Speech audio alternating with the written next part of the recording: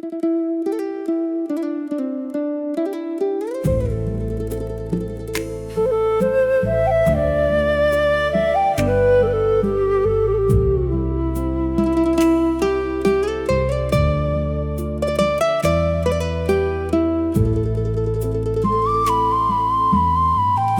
ោយភ្លៀងមេបានស្រឡះពន្លឺថ្ងៃ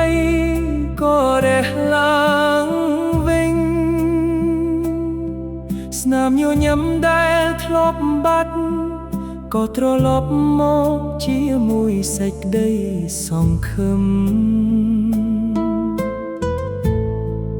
នោះជួបជុំគ្នាវិញដោយក្តីស្រឡាញ់ការគោរពនិងសន្តិភាពផ្ទះថ្មីរីកដុះដាលកូនចៅសាយសាបាយក្រោមផ្ទៃមេឃដ៏ស្រស់ថ្លាក្រោយភ្លៀងមេ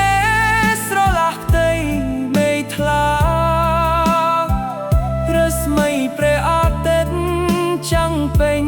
វាលស្រែមនុស្សជួបជុំសាច់សប្បាយគ្រប់គ្នាចិត្តពោពេញដោយក្តីសង្ឃឹមថ្មីផ្ទះថ្មីឈររឹងមាំលើដីកំណាចកូនចៅលេងសាយក្រោមម្លប់ឈើជីវិតសុខសាន្តគ្មានភាពភ័យខ្លាចសន្តិភាពបំភ្លឺគ្រប់ដួងចិត្តស្នាមញញឹមវិលត្រឡប់មកវិញបេះដូងពោពេញដោយសេចក្តីសុខ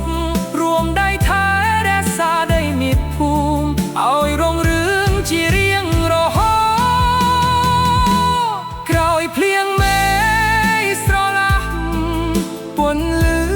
ក៏ចែងចាំងមនុស្សជួបជុំគ្នាដោយស្នាមញញឹមថ្មីផ្ទះថ្មីរីកចម្រើនសុវត្ថិភាពពេញភូមិក្រោមផ្ទៃមេឃសន្តិភាពដ៏ស្រស់បំព្រង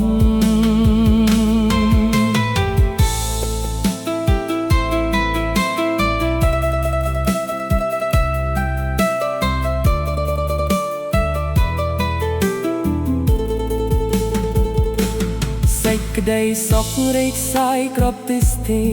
ក្តីស្រឡាញ់បងរួមដួមចិត្តអនាគតភ្លឺថ្លាដោយពន្លឺថ្ងៃជីវិតថ្មីក្រោមលប់សន្តិភាពសំឡេងពេញពីពន្លឺពេញភូមិមហោរីបំពេចិត្តអ្នកស្រុកបុព្វធម៌ខ្មែររស់នៅជានិច្ចជាមរតកដ៏មានតម្លៃរួមគ្នាសាងអនាគតដ៏ភ្លឺថ្លាដោយសាមគ្គីនឹងការអភិវឌ្ឍស្នាមញញឹមមិនរសាយពីមុខសុខសាន្តគ្រប់ពេលវេលាក្រោយភ្លៀងមេស្រឡះពន្លឺក៏ចែងចាំងមនុស្សជួបជុំគ្នាដោយស្នាមញញឹមថ្មីផ្ទះថ្មីរីកចម្រើនសុវត្ថិភាពពេញភូមិ